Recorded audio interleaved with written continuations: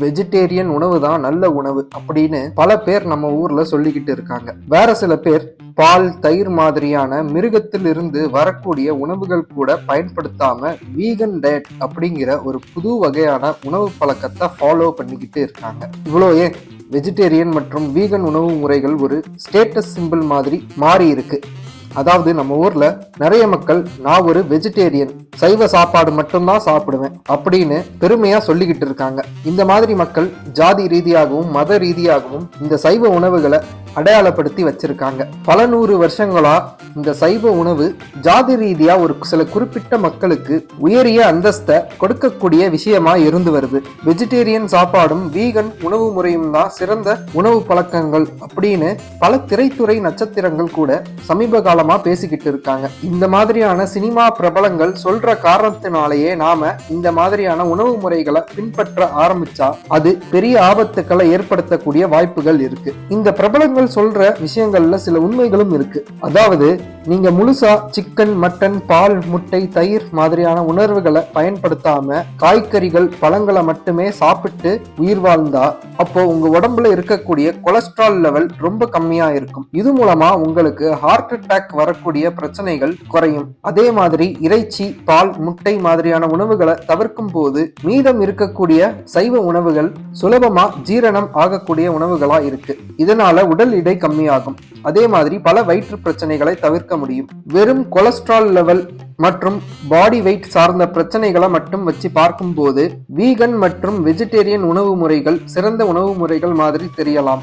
ஆனா இது நம்ம மூளைக்கு எந்த மாதிரியான பாதிப்பை ஏற்படுத்துது அப்படின்னு கண்டிப்பா நாம தெரிஞ்சுக்கிட்டே ஆகணும். ஏன்னா இறைச்சி, முட்டை, பால் மாதிரியான விஷயங்களை தவிர்த்துட்டு சைவ உணவுகளை மட்டுமே சாப்பிடுவது மூலமா வரக்கூடிய பிரச்சனைகள் பத்தி யாரும் பேசுறது இல்லை. மாமிச உணவுகளில் புரோத சத்துக்களும் இரும்பு சத்துக்களும் தான் அதிகமா இருக்கு. அதை தாண்டி வேற எதுவும் இல்லைன்னு நிறைய பேர் நினைச்சுக்கிட்டு இருக்காங்க. ஆனா நம்ம உடம்புக்கும் மூளைக்கும் தேவையான சில ஊட்டச்சத்துக்கள் இறைச்சி, மீன், பால், முட்டை மாதிரியான விஷயங்கள்ல மட்டும்தான் கிடைக்குது. அதுல முக்கியமான ஒரு ஊட்டச்சத்து தான் விட்டமின் B12. ஒருவேளை நீங்க மாமிச உணவுகளை முழுசா சாப்பிடாம தவிர்த்தா விட்டமின் B12 குறைபாடு உங்களுக்கு ஏற்படும். இங்கிலாந்துல புதுசா குழந்தை பெத்துக்கிட்ட பெண்களை வச்சு ஒரு ஆய்வு நடத்தி பார்த்தாங்க. அந்த ஆய்வுல கலந்துகிட்ட வெஜிடேரியன் மற்றும் வீகன் உணவுகளை சாப்பிடக்கூடிய பெண்களின் குழந்தைகள் பிறந்த 2 வாரத்துக்குள்ளேயே ஹாஸ்பிட்டலைஸ்ட் ஆகி, அதாவது மருத்துவமனையில் அனுமதிக்கப்பட்டு சிகிச்சைக்கு உட்படுத்த வேண்டிய சூழலை அடைஞ்சது தெரிய வந்துச்சு. இது மூலமா ஒருவேளை ஒரு கர்ப்பமான பெண் வெஜிடேரியன் உணவுகளை மட்டுமே சாப்பிடக்கூடிய பெண்ணா இருந்தா அவங்களுக்கு குழந்தை பிறப்பதற்கு முன்னாடியே விட்டமின் B12 மாத்திரைகளை சாப்பிட கொடுக்கணும் அப்படின்னு மருத்துவர்கள் கண்டுபிடிச்சாங்க.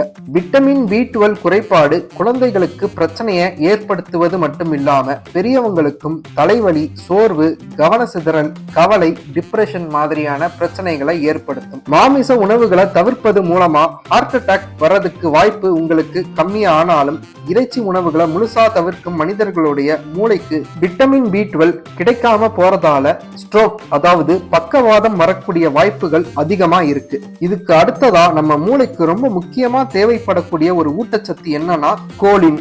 இந்த ஊட்டச்சத்தை நாம முட்டை, இறைச்சி, கோழி ஈரல், ஆட்டு ஈரல், மாட்டு இறைச்சி, மீன் மாதிரியான உணவுகள்ல இருந்து எடுத்துக்க முடியும். இந்த கோலின் ஊட்டச்சத்து நினைவாற்றலை வலிமைப்படுத்தவும் ஆரோக்கியமான முறையில் நாம தூங்கவும் உதவக்கூடிய அசிட்டல் கோலின் எனப்படும் ஒரு வகையான நியூரோ டிரான்ஸ்மிட்டர், அதாவது நரம்பிய கடத்திகளை உருவாக்குது. அதனால இறைச்சி உணவுகளை தவிர்க்கக்கூடிய வெஜிடேரியன் மக்களுக்கு ஞாபக மறதி, தூக்க பிரச்சனைகள் வரக்கூடிய வாய்ப்புகள் இருக்கு. இந்த பிரச்சனை வராம தடுக்க வெஜிடேரியன் உணவுகளை சாப்பிடக்கூடிய மனிதர்கள் கீரை மற்றும் பீட்ரூட் மாதிரியான உணவுகளை அதிகமா எடுத்துக்கணும். இந்த உணவுகள்ல அசிட்டல் கோலின் இல்லாம இருந்தாலும் அதற்கு மாற்றா செயல்படக்கூடிய பியூட்டேன் எனப்படும் இன்னொரு வகையான ஊட்டச்சத்து இருக்கு. இந்த பிரச்சனைகளை தாண்டி ஐநா சபையின் அறிக்கை மூலமா அயோடின் குறைபாடு தான் மூளை பாதிப்புக்கு ரொம்ப காரணமா இருக்கு அப்படின்னு தெரிய வந்திருக்கு.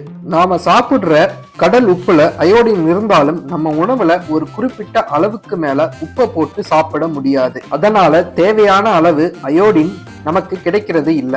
மீன், இறால் மாதிரியான உணவுகளை சாப்பிடும் மனிதர்களுக்கு இந்த பிரச்சனை வரது கிடையாது. இதனால கடல் உணவுகளை சாப்பிடாத மனிதர்கள் மாத்திரைகள் மூலமா அயோடின் ஊட்டச்சத்தை எடுத்துக்கிட்டே ஆகணும். இன்னொரு முக்கியமான பிரச்சனை என்னன்னா ஒமேகா 3 கொழுப்புகளின் குறைபாடு. கொழுப்பு சத்துல நிறைய வகை இருக்கு, அது எல்லாமே மோசமானது கிடையாது. அதுலயும் குறிப்பா ஒமேகா 3 கொழுப்பு சத்து நம்ம மனநிலையை பராமரிக்க கூடிய மூளை அடுக்குகளுக்கு ரொம்ப முக்கிய தேவையா இருக்கு. மூளையில் கட்டி வராம பாதுகாக்கக்கூடிய ஊட்டச்சத்தாகவும் அது இருக்கு. இறைச்சி சாப்பிடாத மக்களுக்கு இந்த ஊட்டச்சத்து கிடைக்காம போறதால ஆபத்துகள் ஏற்படக்கூடிய வாய்ப்புகள் இருக்கு. அதனால குறிப்பிட்ட இந்த ஊட்டச்சத்துக்காகவே சிறப்பா பரிந்துரைக்கப்படும் குறிப்பிட்ட உணவுகளை தேர்ந்தெடுத்து அவங்க சாப்பிடணும். இன்னைக்கு காலத்துல வெஜிடேரியன் உணவுகளை மட்டுமே வழங்கக்கூடிய கடைகள் கூட இன்னைக்கு நிறைய ஆரோக்கியமற்ற வெஜிடேரியன் உணவுகளை தயாரிச்சு மக்களுக்கு கொடுக்குது.